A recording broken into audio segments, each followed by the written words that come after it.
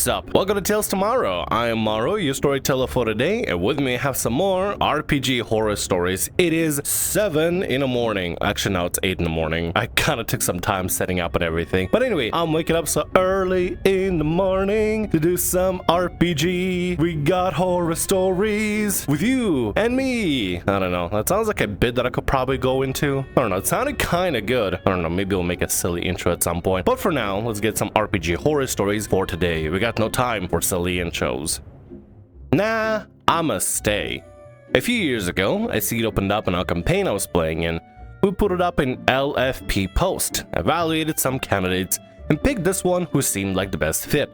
Over the course of the week, we helped the new guy set up his character.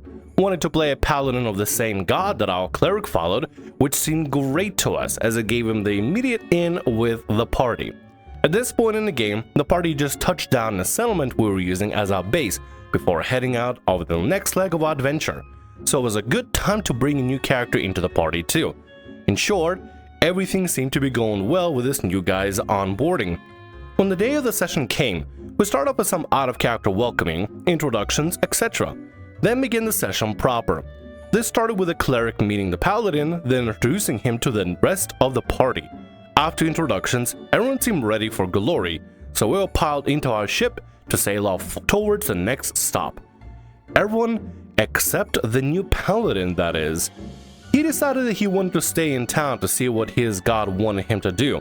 It just so happened that our cleric was the head of the local congregation, the highest ranking official in the church for hundreds of miles in any direction, so he pointed out to the paladin that he received signs from their god that was the way to go. That apparently wasn't enough. Alright, so we have a brand new player coming into the campaign, fits the mark nicely, fits the bill pretty great, you know, worships the same god the cleric worships, and yet chooses to stay on the docks or to stay in this town. Why? I'm pretty sure it's just, you know, if the party is going to the next adventure, you'd want to join the party on the next adventure. I mean, I don't know, everything just seems kind of, you know, very cut and dry and easy to understand, but maybe Paladin wants to be like the own adventure or something. This is so confusing. What is the reason for this? Why is Paladin doing this? When in-character discussion failed, our DM resorted to outright telling the new guy, the story is going in this direction. If you don't get on the ship, you won't be a part of it. Still, I'll stay in the dock and see what comes along. Thinking he had maybe been a little too subtle, the DM tried again. If your character doesn't get on the ship, you won't be part of this D&D group. But again, he got no traction. I waved them from the dock and stayed to take care of things around here. What? This is bizarre. This is bizarre. Dude, your DM is telling you out of character, if you don't get on the ship, you're not gonna be part of this D&D group. They're not telling you as flavor text or in character as a DM. They're telling you person to person, bro, if you don't get on the ship, I'm gonna have to remove you from this game and from this group. How is this not easy to understand? The DM is being outright open to you and just telling you in plain text, dude, please get on the ship. That's what the next adventure is. How? What is going on inside Paladin's head? Do you think DM is gonna give him some sort of other adventure? You know, actually, now that I think about it, you know probably what's happening. Here are two things that are probably going on. One, the Paladin player is completely and utterly clueless about the DM being extremely obvious with him and saying, hey, if you don't get on the ship, you will not be part of this D&D group. They're probably thinking, oh, you won't be part of this D&D party, but you can go on your own adventures maybe and do your own main character story stuff, probably because maybe the player expects the DM to just give him a story on the side. So it could be either a complete misunderstanding of Paladin side and they're entirely 100% oblivious and they have no idea what the hell the DM even means in the situation, or a little more malicious perspective, but I guess, you know, gotta play devil's advocate. Or is that really playing devil's advocate? I don't know. Anyway, another perspective is Paladin is coming to the story not trying to focus on meshing with the group, but instead playing out their own main character fantasies. I know this sounds ridiculous, but humor me for a little bit. They're coming in, they're joining the party, that seem to be a good fit, and I see the party leaving, and I'm thinking, I could join the party, but I want to see what kind of things my character can do special, what kind of things my character has in store for them. And this is a choice. It's all about the players. And even though the DM is telling I'm going to be part of this specific party, I don't care. I want to see what kind of things the DM can be cooking up for me, because I'm the player and they're the DM, and they got to provide me with some sort of entertainment and story. Instead, there's not going to be a story for the guy, because the DM is clearly saying, if you don't get on the ship, I can't have you in a group. I can't have you as a player at my table. You're gonna be left out. But instead they're thinking, no, it's okay. I'll just see what other adventures I can go on my solo Paladin adventures on main character style or something like that. I don't know. The player, somebody's mowing lawn outside. If you hear it through the microphone, I'm sorry. The player is literally splitting the party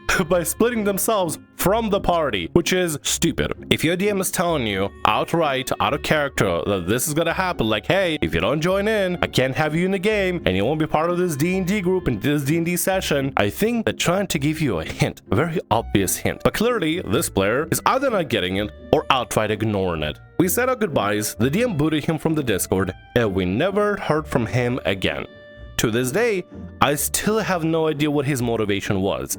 His introduction came at the very start of the session, so it's not like he saw our playstyle and decided it wasn't for him. But still, every now and then I think back and have a bit of a chuckle about the Paladin, the glorious champion of militant god, all about fighting the good fight, who's offered the chance to adventure, glory, and fight to save the world, and responded, nah, I think I'll just stay here. I don't know what the motivations are exactly. I mean, like we discussed, it could be either complete confusion, or maybe it's a main character syndrome acting up and just looking for attention in the sort of campaign, hoping DM is going to give you something like a special unique storyline, when DM is not willing to give that at all. But at the end of the day, I think if anything, you'll have great material for making a really silly NPC, a paladin that stays behind no matter what happens. Like seriously, that's going to be like a hilarious NPC reference to just put into the game from now on. Have a paladin that literally is supposed to go with you, but he decided, no, I'm gonna stay, and it's like just a reoccurring NPC character that does nothing except just repeat this stupid meme. I don't know. Anyway, really weird thing for a paladin to do. And also, I guess a lesson here that we can learn is if your DM is telling you, hey, the adventure is that way and everybody's going that way, this isn't the time to be like, nope, I must stay and make the DM do stuff just for me, because at the end of the day, like, you're gonna be splitting the party and the DM doesn't want to be dealing with splitting the party. Go along with the adventure, go enjoy, explore the world. Don't just sit around this whole place like, listen, IRL, I'm a homebody, but like, of course I'm gonna send Morrow on adventures. I wouldn't want to walk across the deserts, but Morrow will. Hell yeah. If there's coin for it, hell yeah, he will. Anyway, that's a really silly story. Let's get to the next one for today. GM allowed an overpowered character to sacrifice mine without consent. A year later, I found out they hated me. Hello, I was here a year ago about my story on my GM forcing my character to be sacrificed, favoriting the one character, and other things. Now I gotten into contact with a past member of the group, who was barely there due to personal reasons. This past member said the whole party, other than her and her best friend, would talk crap behind my back. They were weirded out that I was trans, female to male. She doesn't remember what else they said other than that. It probably struck with her because she's trans too. We're all high school students, so shallow and vain is the norm. But they could have said something, kick me out or something. Try to do stuff in the campaign, but the GM mostly ignored me, so maybe I should have taken this as a warning. I was and still am an overall quiet person, though a bit weird, hopefully the good kind, but I didn't try to be an a-hole other than joke in the campaign or was just sort art online. There was a session review in the previous session before they were all in VR. That was also when the overpowered character came in. I didn't know what I really did. I wish I could know, but then again, it was a year ago and I was being myself. People will hate me for dumb reasons, so I should probably just take it on the chin. Thanks for letting me rant here. You know, it's kind of hard to describe exactly why they would dislike you. I mean, okay, devil's advocate, not because just, you know, go against the OP or just be mean to OP. Could there be some things that you would have done that maybe would have, you know, offset them, or maybe were like pet peeves for them, or, you know, annoyed them a little bit? Sure. I mean, even I have my own annoying moments, and I understand sometimes I, you know, exude them sometimes at the table, and yeah, it can be a little bit unnecessary. But, you know, at the end of the day, I'm self-aware and I apologize if I make a mistake, or if people call me out and that sort of thing, and I just, apologize. Because at the end of the day, like, I'm coming into TTRPGs. I'm coming to a D&D session because I want to have fun. But there could be moments that could be, a little bit too hyped, a little bit too intense, a little bit too cryptic. Sure, understandable. But I don't think it's fair enough to, like the title says, sacrifice your character because they hate you. If somebody dislikes you in the group, or your DM or your group doesn't want you as a player, what they should do is just say, hey, I don't think you're a good fit for this group, and just leave it apart in amicable ways without, causing some sort of a disaster or something. At the same time, he said it was in high school, and high school people can be pretty vain. I know that all too well. Could it be because you're trans? Potentially. Could it be because you did something? Potentially. I don't know what it is. Like you said, it happened a year ago. I think the best thing to really do with this sort of information, this sort of story, is just remember that some people just straight up suck. Maybe it's not something you've done, or it could have been something you've done. If you reflect back on all your actions and you generally don't see anything bad that you could have done that would have set them off, then the onus really is on the rest of the group that bullied you. Honestly, I don't think you need to really think too hard about it. I think you're just playing with a bunch of bullies. Just a group of bullies that decided, hey, this weird person, we're gonna pick on them just because we don't like them for one reason or another, which is not a valid reason to bully somebody whatsoever. Let's just go ahead and say it plain. They sucked. The whole group sucked. It wasn't fun playing with them. Maybe you had some fun playing with them, but at the end of the day, you're playing with somebody that generally didn't want you at the table, but instead of telling you, hey, you're not gonna fit at the table, or hey, I'm gonna ask you to leave the table, they just kept you at the table just to probably pick on you. And that's not good at all. Anyway, some groups just suck out there. You probably shouldn't overthink this one, honestly, too much. Let's move on to the next story for today. 5-year story beat of a long-term campaign completely botched. To clarify, I just really need to vent, but also was interested to get some opinions on the situation and gauge if I'm overreacting. We've been playing this campaign for around 5 to 6 years at this point. For context, we're a party of 3 hero characters. We met very frequently during our days in university, but then we met less often as we all moved around the country. In the very first arc of the campaign around session 3 or 4, a main antagonist revealed themselves to the party. This antagonist would turn up periodically throughout the campaign, always seeming like this huge looming threat. The antagonist was also this really enticing mystery, and we were also curious to their motivations and justifications for all the evil stuff they were doing. Naturally, as the story progressed, we learned bits and pieces. Things got worse before they got better, etc, etc. Last night, we were finally at a point in our now level 15 campaign to go and confront the enemy. However, me and another of my party got absolutely pummeled by the GM for some reason. Loads of ability damage and high level drain, etc. on their way to confront this BBEG. Lots of encounters. I'm gonna guess that either your DM just really wants to make the trip to the BBEG really challenging and tough, or they're just trying to wear you down until you fight the BBEG in a weakened state. Because that could be 2 things happening. It really depends. Are they letting you short rest along the way, or letting you recover some material, some of the resources, so like potions and scrolls and stuff? Or are you guys just basically going gung-ho without any break? Because, maybe they're trying to break you down. Maybe they're trying to just give you a tough little, pre-boss fight. Our characters ended up getting knocked unconscious in a fight looking for our third-party member, who had wandered off on their own to explore without us because we were going into an area the spellcasters couldn't traverse without certain item. Said that it was found and given to us by an NPC literally less than 5 minutes later. Our characters literally woke up outside and missed the whole climax resolution to this 5-year-long story beat the third-party member was able to resolve on their own. Wait, so let me reread that.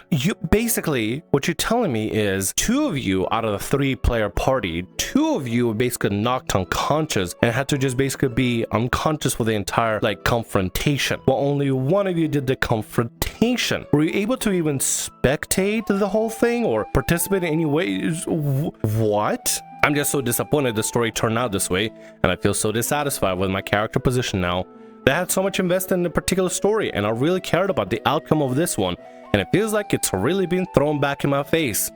I don't understand why the GM made the discussion they did, and I feel like they gave the third-party member a lot of favoritism. If they're the only one that was part of this interaction, conversation, and resolution, then yeah, I feel like they did. I feel like you need to talk to the GM and be like, yo, why were we left out from this and this one player was able to actually participate? Why weren't we all be able to participate with this whole thing? Isn't that, unfair? Because we're all working towards confronting this BBEG together, so we should probably be in a room together, at least be able to overhear the conversation and be part of the discussion in that moment instead of just the one player. I got a question for you. Is this the first instance of this kind of favoritism? If If it is, maybe the session was just really awkward. The DM didn't know what the hell they were doing. Maybe they overstuffed it with too much combat. Maybe they overplanned. Maybe they didn't know what they were running. Basically, the DM made a mistake running this game. GM, DM, you know what I mean. Or is this a reoccurring thing where the one player in the party gets favoritism and everybody else gets screwed over in one way or the other? That is something for you to answer. If it's column A, DM just made the one-time mistake, maybe it is a one-time mistake. You should probably chat with them and be like, hey, how can we avoid having this, thing happen? Because that wasn't really fun. That kind of sucked. Or column B, they actually have a player that favored, and this player, the third player that actually survived and got to confront the BBG, maybe they're getting a little too much favoritism, and that's something you got to think about in retrospect, about all the other events where there was too much player favoritism for this one player. Maybe there's something going on there that you got to talk to the GM about. Either way, I feel like a discussion between players and GM is paramount here, as if it needs to happen, and y'all need to clear the air before continue the campaign. Or maybe, if let's say for example the whole point of it was to interact together with confront the BBG together, how about you just retcon the session, go back, skip the fights, and then have everybody be alive and well for it when you re-confront the BBG. I know it's going to be a little bit awkward, but I think it's going to be the most amicable way to make sure that everybody can participate on it. And with all three of you participating, it could change the story in some significant way, for better or worse, but at least all three of you are going to be present for that situation. I would talk to the GM and figure out some sort of a solution or plan with them, and maybe even with the attack group, but maybe retconning the whole two members stayed out, the only one was able to confront. Just make it so all three of you were able to confront and interact. Anyway, let's move on to the next story for today.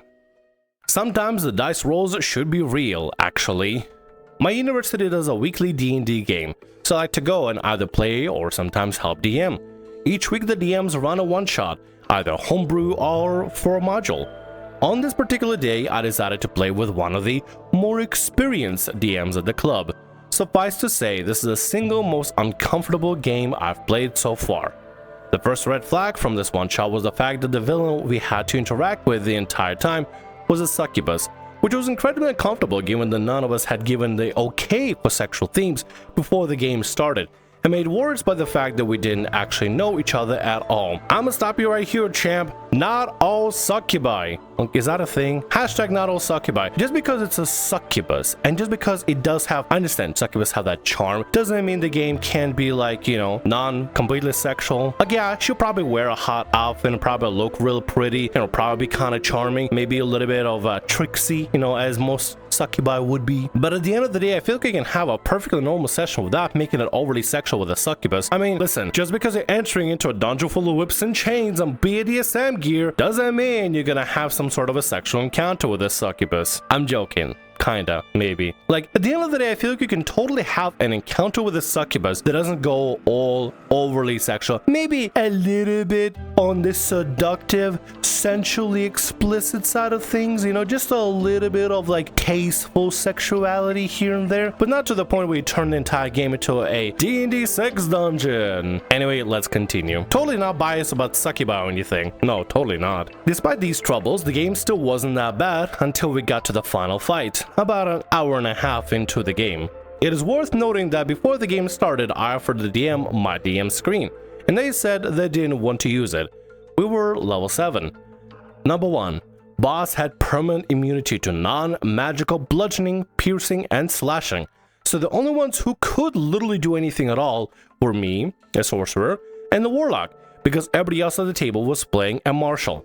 This was also the only combat of the session, so the barbarian and fighter pretty much did nothing the whole game. Ah, yes, the immunity to all slashing, piercing, and bludgeoning non-magical damage. Fantastic. Listen, I don't care how experienced the DM is. If they were actually experienced, they'll probably think, man, gosh, golly gee, that actually might not be a great thing for a bunch of casual players that play in college and stuff. Maybe if I were to use this monster in a regular group where I actually have magical items and magical weapons to use, maybe this game would be fine. But in this situation, your marshals are completely crap out of luck. They can't even do anything at this point. Your sorcerer and warlock are the only ones that can actually do something, unless somebody has extra spell casting to do. But even then, if you're a marshal, probably gonna be just doing swinging with a weapon, and you can't do that because the enemy is immune to your weapon. I really dislike for like more mundane monsters to have immunity to slashing, piercing, and bludgeoning, unless like some sort of factor is met, like silver weapons or magical weapons and stuff like that. Personally, for me, when it comes to werewolves, I just made it so they're resistant. Cause like, listen, at the end of the day, they're gonna be taking half damage from it anyway, and I can always homebrew some sort of a system, like a troll system, where if they're attacked by a regular weapon and not hit by a silver weapon, they'll recover some of the health back at the end of the turn, or at the beginning of the turn, or something like that. That way they're still challenging without being completely overpowered because they have entire immunity to regular mundane weapons. If you are gonna use a creature that's gonna have immunity to mundane weapons, you better make sure your party has magical weapons on hand, otherwise this fight is gonna turn into a slugfest. 2. The creature had somehow the ability to make 3 to 4 actions on its turn. This is not counting the legendary actions it took off its turn, but it will make like 6 attacks and cast a spell on each turn. The more you tell me about this DM's monster, the more I dislike this DM even more and more. 6 attacks and a spell, really DM? For those of you familiar with the stat block, it has a charm attack. The DM used this against us frequently, but ignored the part that requires a saving throw. If it can hit your armor class, it can charm you. There goes Paladin's aura of protection in effect. Wow, wowee, wow, so fun. 4. It never rolled below a 25 on anything, ever, throughout the entirety of the combat. At one point, I had to make a save for banishment. The DM rolled the die right in front of me. I saw that it was an 8. They saw that it was an 8. They looked at me in the eye and asked, "Does a 29 succeed?" Are you kidding me? It has a plus 21 to its modifier, to all of it, in order to get a 29. It is a plus 21. This DM sucks. This encounter sucks. Its creature, its monster, its monstrosity of a succubus sucks. Not in a sexual way, by the way. Then make it an overpowered monster just to defeat the party and make it extremely difficult. Like, I don't mind making a challenging monster, but if you're gonna make it something challenging, you make it fair. Because if you don't make something fair, you make something like this, an overpowered mess that's just there just to kill the players and just to win, because this DM is clearly playing, I want to win against the players in D&Ds. Here's my overpowered monster to insta-kill him immediately. I mean, what's the point of doing this at this point, DM? You might as well just say, it kills you instantly. No death saving throw, no rolls, no nothing. You die immediately. I mean, come on at this point. Because this is not a challenge. This is just straight up just creating a overpowered monster for the sake of creating an overpowered monster. If it rolls an 8 and it adds a plus 21 to all its rolls, it's literally going to be impossible to kill. Most of my spells were saving throws, so really only Warlock could do meaningful damage. In retrospect, I have no idea how I ended up winning this. 5. Over the course of the combat, we dealt a combined 632 damage to it before it died. When asking if it was injured, the DM would only ever say, "It's not happy about that." Warlock ended up doing enough damage through multiple crit smites. We basically just passed turns until the Warlock crit, and then would do an Eldritch Smite. As a side note, the sheer damage from these is why I would never use crunchy crit rules. 6. Towards the end of the combat, I got hit with a singular attack that reduced my max HP down to 5. A hit from a level 1 character would have instantly killed me. 7. They would not let me cast Counterspell or Dispel Magic in response to the spell Dominate Person, for literally no reason. They just said, "No, you don't." Instead of mechanically describing why you can't do that, or why you're not allowed to do that, or why you can't do that, DM just says, "Nuh-uh, no, you don't do that. No, you can't do that against my favorite NPC. You can't do that against my favorite monster. No, you can't. I won't let you." I'm probably over-embellishing the way they responded, but to say, "No, you don't," to counterspell or dispel magic, DM, I like to use my reaction counterspell on Dominate Person. No, you don't. Okay? Does that work or what? What does that mean? No, you don't. It just means that the DM didn't account for you having that spell, so they're like just fumbling them out and say, "No, you don't," because they don't have any other response. They don't have any other counter. Because you have the one counter to the Dominate Person that could easily remove Dominate Person, they don't know what to do about it, so they just say, "No, you don't," because they got no other response. I think we were only able to win because tactically it was all over the place, so we could heal up whenever it hit on the previous turn, and then it would ignore them and go for someone else. Suffice to say, I'm going to be playing with the other DMs moving forward. Good, because this DM sucks. Don't ever play with this DM. This DM is a world-class, just picture-perfect image of a crappy DM. They're just there just to basically raffle stomp on a party for no other reason other than to raffle stomp on a party. They probably came in, they'd be like, "I'm gonna go and try to do my very best to TPK somebody because I want to feel extra special and cool and stuff and show off my cool little homebrew monster." It's not that difficult to make an overpowered, busted-up homebrew monster. Anybody can do it. I can make make literally Pebble of Annihilation. As an action, it deletes everything from its vicinity within 600 miles, including player characters and the magical items with no ability to resurrect. There, I made the most overpowered monster. Wow, that was such an amazing work. Wow, really pat me on the back for that one. Oh my god, I worked so hard. Oh, sweat off my brow. Seriously, it's not that difficult to make a homebrew busted up monster. It's an art, however, to make monsters and creatures that are balanced and fair, with their own mechanics and their own quirks that players can find, learn, and exploit as a group, as a party. It's easy to make something busted on homebrew. That's not difficult at all. It's not a challenge. It's an art form, however, to make something that's going to be good for the campaign, or even a one-shot that you're making, because they're all playing just a one-shot here. And with that, that's going to be all our stories for today. I want to thank you very much for watching, and thanks so much for being here. If you like what I do, consider subscribing to the channel and leaving a like. Also, if the RPG Horror Stories ever goes down, or if you want to submit your own personalized horror story, email is down in the description below. I'll see you again in more Tales Tomorrow. Bye-bye.